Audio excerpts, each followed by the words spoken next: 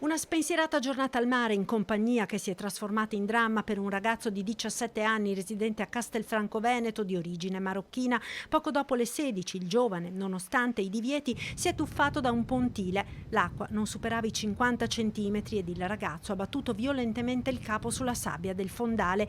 Gli amici hanno subito chiamato i soccorsi sul posto, i bagnini di Jesolo Turismo e poi i sanitari del 118. Il 17enne è stato trasferito con l'elicottero del SUEM di Padova in un centro specializzato dove verranno valutati i danni subiti nell'impatto. Scosso il sindaco di Jesolo Christopher De Zotti, il comune è socio di maggioranza di Jesolo Turismo. Purtroppo un tuffo ha portato a non comprendere che c'era l'acqua molto bassa, il fondale molto basso e quindi sembra ci siano delle lesioni gravissime alla colonna vertebrale, quindi per il ragazzo purtroppo sembra prospettarsi una vita diversa rispetto a quella che ha avuto fino adesso. Episodi che si verificano ogni anno nonostante i divieti, la non balneabilità dei pontili e la massiccia campagna informativa messa in atto in collaborazione con l'azienda sanitaria. Si parla di una media di uno all'anno, ma anche quest'uno è comunque troppo perché appunto costa una vita diversa a un ragazzo.